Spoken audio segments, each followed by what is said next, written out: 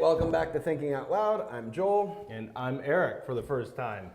Welcome, Eric. Good to have you here. Okay, Thank you. So within the influencer space, within YouTube, to a lesser degree within Instagram, there's always been this tension, and we're seeing this tension get more and more tense, as it were, between quality production value on one end and authenticity on the other. And so we can see this clearly. Super highly produced channels risk coming across as slick and untrustworthy on the other side. Shaky camera work. Creator doesn't seem to give a crap. Are they brand safe? That kind of thing, right? So there are lots of issues around it. So we want to tackle this question, and this is kind of a trend. There's some slight predictions into this, but more importantly, we want to just really give the both sides of the argument and kind of clearly define the issue of how much does production matter, how much does production value matter when it comes to specifically YouTube content today. So, does it matter? Where are we now, Eric, in the grand in the scheme of things in the historical continuum? Right now, where would we say the industry is? I'd say the bar has definitely been rising. The quality of camera work, the quality of sound consideration, quality of editing has been getting better and better and better. Is that because the marketplace has demanded it, or because technology has allowed it? It's both, okay. I think.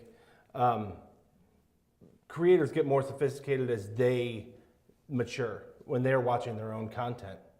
So when they see the shaky video, if you see all the videos of them reacting to their first video and they cringe, they learn how to increase their production value and what looks better to them as they mature in their channel. But technology is incredibly fast to advance as well, and it's just the general.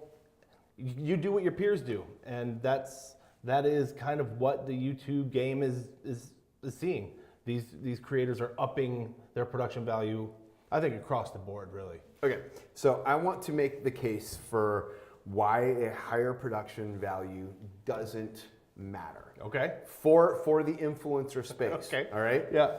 And I'm trying to as clearly as possible define this side of the argument. So for influencer space, like not originals or. Well, I'm gonna reference. Okay. That. Okay. Because we're talking about So this is all in the context of YouTube Red attempting to take traditional influencers, your Joey Graceffas, your Justine, and others, and put them into highly produced, scripted storytelling style content. Mm-hmm. And I would say, generously, reviews have been mixed.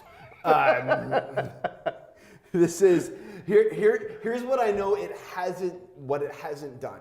What YouTube Originals has not done with this really great produced content is it has not created what House of Cards was to Netflix. Okay. We have not had a subsequent show that forced the subscription of YouTube Red, so that people could watch that content so that they could be in the know. Joey Graceffas, PewDiePie's, Michael Stevens, Rhett and Link, none of them have mattered. They have pulled audience that already cared about them. Yeah. But that's it. And I'm looking at that and I'm like, all right, so let's take a Rhett and Link example. I love those guys. I think they're absolutely brilliant. I could get through, and I feel bad saying this. I could get through one episode of their original, and that was it. Uh-huh. And I really wanted to watch it, and I really wanted to like it, but here it is. And I realized what I like about these guys. I like watching their interaction. I like watching the 1,000 little subtle things that they do together, because they've been best friends for years and years and years, and it's highly entertaining just to watch them do their stupid stuff. Nobody watches it for the content. I don't care about what something tastes like when it's been, whether I'm eating frozen Spam or will it deep fry or whatever the hell they're doing. nobody's watching it for that. They're watching it because they're immensely entertaining to see interact together. And when you take that element out and have it be, now it's this scripted thing, and they're still, of course, they're still trying to be themselves, but now it's trying to be story driven instead of personality driven. I think it essentially lost something.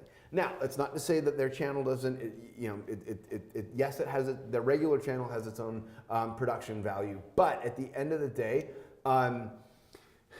once you get over a bare minimum threshold of production value, where it's not nauseating, the sound's not terrible and distracting, where to the layman, it's like camera work is good, microphone's good, all that. Once you get above that bare threshold, it does not matter for the influencer. And in terms of their connection with their audience and their attractiveness to brands. So you're suggesting that the authenticity is supplanted when they go into this other realm? And I often see that be the case. Or, when something gets too produced, then it does lose the authenticity. It does lose the trustworthiness. I've talked to multiple brands who simply love the way that a channel that we represent, simply it's a handheld DSLR, that's it, it's him, it's his story, he's the one who's telling it, and you are experiencing it in its raw, native, authentic. And if you were to ever have a camera crew around it, it would ruin one of the key elements.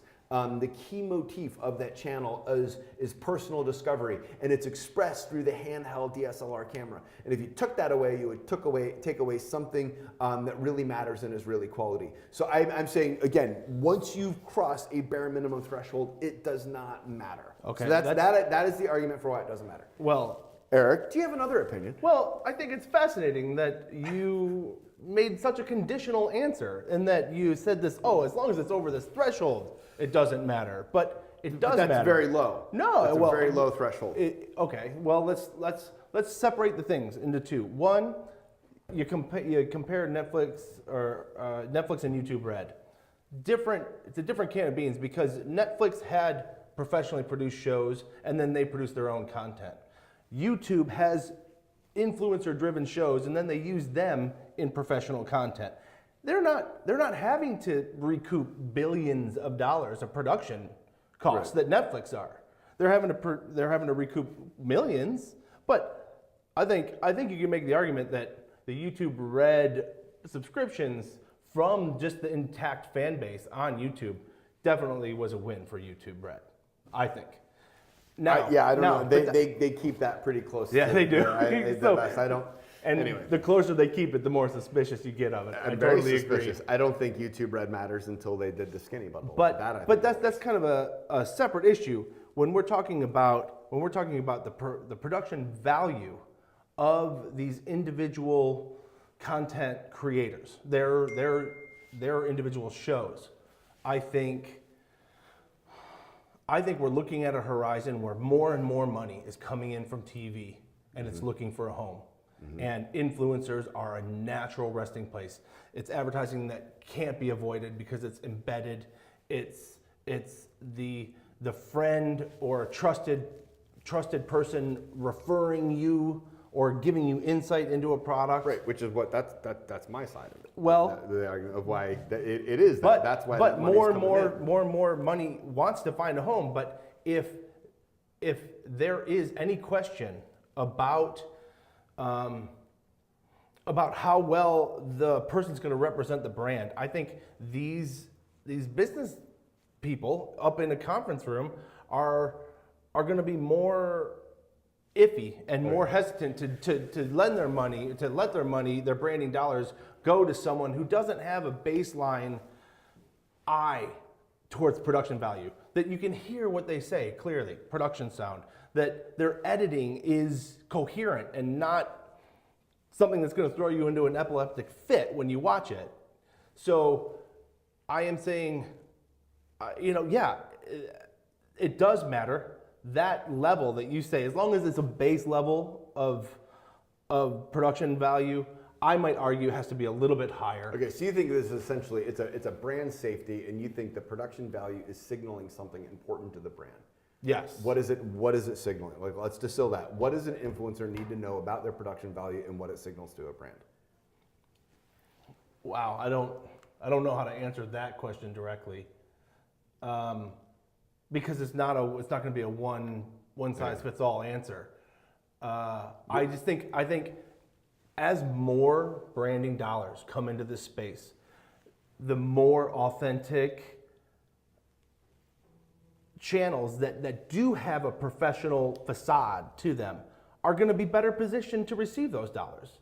Okay. That's the argument that I'm making. Okay, that's all right. So here it is. It is again. We have not resolved the tension between authenticity and production value, but clearly there's a case to be made for both. So interested to hear what you think. If you so choose, feel free to weigh in the comments below. Thanks again for tuning in to Thinking Out Loud. Thank Erich for his inaugural run. So long from Detroit. We'll see you next time.